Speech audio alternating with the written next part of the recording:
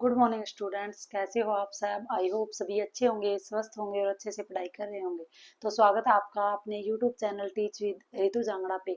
तो आज हम संस्कृत में जो शब्द रूप होते हैं वो किस तरीके से आप याद करते हो उसके आज हम नियम करेंगे। उसको आपको अच्छे से पढ़ना है, वीडियो को स्किप करके नहीं देखना है और नियम को ध्यान से सुनोगे तो आपको लास्ट में बिल्कुल अच्छे से लर्न हो जाएंगे शब्द रूप। ठीक है, तो चलो स्टार्ट करते हैं। शब्द रूप सबसे पहले आपको पता होना चाहिए शब्द रूप होते क्या है। तो सबसे पहले शब्द की जो परिभाषा होती है वो होती है सुप तिगंतम पदम। जब ये पद की परिभाषा है तो यहाँ पे जो सुप है वो क्या है, शब्द रूप का काम करता है। सुप जो है एक प्रकार का प्रत्याहार होता है। संस्कृत में जो प्रत्यय होते हैं मतलब प्रत्याहार होते हैं सुप। तो यहाँ पे सुप क्या है, एक तरह का प्रत्याहार है। तो ये शब्द रूपों में काम आता है। तो यह एक शब्द रूप का निर्माण करता है। मतलब जो आप शब्द रूप पढ़ते हो ना, जैसे राम है, रामू, रामा, तो वो क्या है, सुप जो प्रत्याहार होते हैं वो उसका निर्माण करते हैं। सुप प्रत्याहार में तीन वचन, ये आपको ध्यान रखना है कि सुप जो प्रत्याहार होता है, ये जो सुप प्रत्याहार होगा उसमें क्या होते हैं, तीन वचन होते हैं, 7 विभक्तियां होती हैं और 21 प्रत्यय होते हैं। ठीक है, तो सुप जो प्रत्याहार है उसमें कितने हैं, 3 वचन, 7 विभक्तियां और 21 प्रत्यय होते हैं। जो शब्द रूप आप याद करते हो, राम का जैसे आपने शब्द रूप याद किया है, प्रथमा से लेके संबोधन क्या है संस्कृत में नहीं गिना जाता है। ठीक है, तो उसमें सप्तमी विभक्ति तक है इसमें गिना जाता है। तो इसमें क्या है, 3 वचन होते हैं। 3 वचन कौन से होते हैं, जैसे एक वचन, द्विवचन और बहुवचन। 7 इसमें विभक्तियां होती है, जैसे प्रथमा, द्वितीय, तृतीय, चतुर्थी, पंचमी, षष्ठी और सप्तमी तक। ठीक है, और 21 प्रत्यय होते हैं। जैसे 3 वचन हो गए और 3 लाइन होती है, जैसे राम है, रामू, रामा, इस तरीके से। तो क्या है, 21 वो होते हैं, प्रत्यय होते हैं। ठीक है, तो सबसे पहले हमें याद रखना है भी शब्द रूप के प्रकार। तो शब्द रूप के प्रकार कौन कौन से होते हैं, सबसे पहले आपको ये ध्यान रखना है। तो सबसे पहले आप देखोगे अजंत। एक होता है अजंत और एक होता है हलंत। शब्द रूप के कितने प्रकार होते हैं, 2 प्रकार होते हैं। सबसे पहले कौन सा होता है, अजंत होता है और एक होता है हलंत। तो अजंत में क्या होगा, अजंत मतलब अच प्लस में अंत है। जिन्होंने संधि पढ़ी है उसको पता होगा ये कौन सी संधि है। जैसे आप देखोगे तो क्या है, बीच में क्या आ रहा है, इसके जय आ रहा है। जय इसका मतलब व्यंजन, व्यंजन आ रहा है तो ये व्यंजन संधि है। व्यंजन संधि का ये कौन सा भाग है, ये जस्तव संधि है।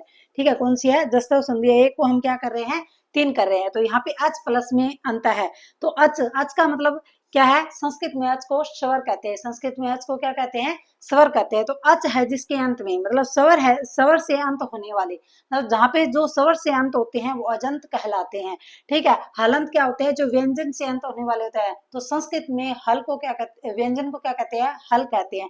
ठीक है, जो व्यंजन से अंत होने वाले हैं वो, जैसे राजन हो गया, आत्मन हो गया, मनस हो गया। तो यहाँ पे लास्ट में क्या है, न है, यहाँ पे भी न है, यहाँ पे भी स है। तो ये व्यंजन से अंत होने वाले हैं। स्वर से अंत होने वाले कैसे हो गए, जैसे राम हो गया, हरि हो गया, रमा हो गया, नदी हो गया, गुरु हो गया, वधु हो गया, मातृ और पितृ। ये क्या है, स्वरों से अंत होने वाले हैं। तो इस प्रकार हम आगे इनके नियम पढ़ेंगे। तो सबसे पहले आपको ध्यान क्या रखना है, शब्द रूप में सबसे पहले आता है सुप। सुप एक प्रकार का क्या है, प्रत्याहार है जो शब्द रूप का क्या है, निर्माण करता है। फिर ये कितने होते हैं, इनमें 3 वचन होते हैं, 7 विभक्तियां होती है और 21 क्या होते हैं, ये प्रत्यय होते हैं। फिर आपको ध्यान क्या रखना है भी शब्द रूप के प्रकार कितने होते हैं। तो प्रकार क्या होते हैं, एक होता है अजंत और एक होता है हलंत।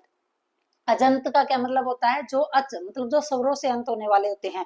और अजंत का, हलंत का क्या मतलब होता है, जो व्यंजन से अंत होने वाले होते हैं। ठीक है, तो ये आप ध्यान रखोगे। तो हम सबसे पहले शब्द रूप के अब एक एक नियम करेंगे, फिर उसके बाद आप बताना भी आपको वीडियो कैसी लगी। स्टार्ट करते हैं शब्द रूप का। सबसे पहले प्रथमा व्यक्ति का क्या नियम होता है। ठीक है, तो सबसे पहले आपको पता होना चाहिए प्रथमा व्यक्ति कहाँ पे आती है, यहाँ पे प्रथमा व्यक्ति का एक वचन का नियम।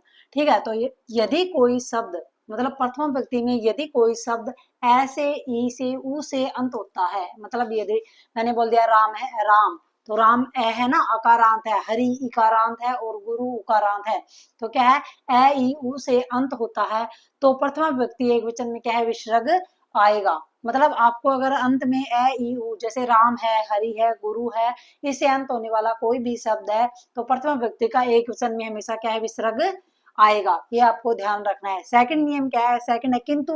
यदि ए का क्या है, आ ई, बड़ी ई और बड़ा ऊ हो, से अंत होने वाला कोई भी शब्द है तो क्या है, विसर्ग नहीं आएगा। सेकंड नियम क्या है, मतलब अगर ए ई ऊ से अंत होने वाला कोई भी शब्द है तो प्रथम व्यक्ति एक वचन में क्या आएगा, विसर्ग आएगा। लेकिन अगर आ ई ऊ से अंत होने वाले शब्दों में क्या है, प्रथमा व्यक्ति एक वचन में विसर्ग नहीं आएगा। जैसे रमा हो गया तो रमा के एक वचन में क्या विसर्ग नहीं आएगा। जैसे नदी हो गया, ठीक है, तो इनके क्या है, एक वचन में विसर्ग नहीं आएगा। लेकिन यदि चार जो शब्द है वो अपवाद है।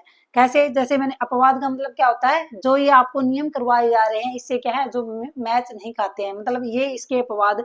जैसे मैंने बोल दिया वधु, श्री, लक्ष्मी और चंद्रमा, ये जो चार शब्द रूप है इनके हमेशा, जैसे मैंने यहाँ पे बोला है ना, आ बड़ा आ हो, ई हो या ऊ हो, तो वहां पे क्या है, मतलब विसर्ग नहीं आएगा। लेकिन जो चार ये शब्द रूप है उनमें क्या है, विसर्ग हमेशा आता है। जैसे वधु, श्री, लक्ष्मी और चंद्रमा, तो इन चार शब्द रूपों को याद कैसे रखोगे, जैसे आपके घर में कोई लक्ष्मी आती है, मतलब वधु आती है, वधु क्या है, लक्ष्मी का रूप होती है और उसका चेहरा क्या है, चंद्रमा के समान है, और वो श्री मतलब धन लेके आती है।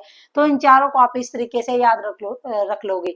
ठीक है, तो वधु क्या है, जिसका चेहरा क्या है, चंद्रमा के समान है, और जो लक्ष्मी हमारे घर में आई है वो क्या है, श्री मतलब धन लेके आती है। तो इस तरीके से आप इन चार शब्द रूपों को याद रखोगे कि इन चार शब्द रूपों में विसर्ग आता है। ठीक है, जो अकारांत बड़े ऊ की मात्रा हो या ई की मात्रा हो तो उसमें क्या है, विसर्ग आता है। फिर क्या है, द्वितीय का बहुवचन। अब आपको याद करना है, अब ये क्या था, प्रथमा विभक्ति का एक वचन का नियम था। दूसरा है द्वितीय का बहुवचन।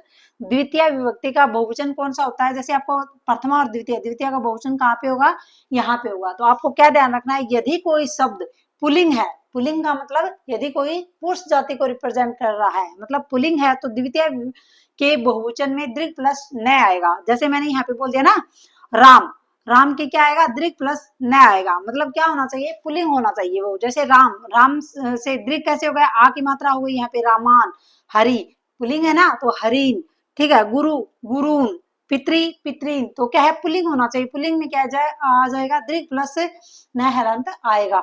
लेकिन अगर वो स्त्रीलिंग में है, स्त्रीलिंग में है तो दीर्घ प्लस विसर्ग आएगा। दीर्घ प्लस क्या आएगा, विसर्ग आएगा। दीर्घ मतलब जैसे रमा है तो रमा का रमहा, नदी का नदी ही। तो याद कैसे रखोगे, जैसे क्या है, पुरुष तो क्या है, तिलक लगाते हैं ना, तो इस तरीके से आप याद रख लोगे, दीर्घ प्लस न में न आएगा, पुल्लिंग जो होगा। स्त्रीलिंग में क्या है, बिंदी लगाती है, तो यहाँ पे पीछे क्या आएगा, विसर्ग आएगा। तो इस तरीके से आप क्या है, याद रख लोगे। तो आगे हम नियम कल करेंगे। आई होप आपको ये वीडियो पसंद आई होगी। अगर पसंद आए तो लाइक, शेयर एंड सब्सक्राइब कर दीजिएगा। Thank you.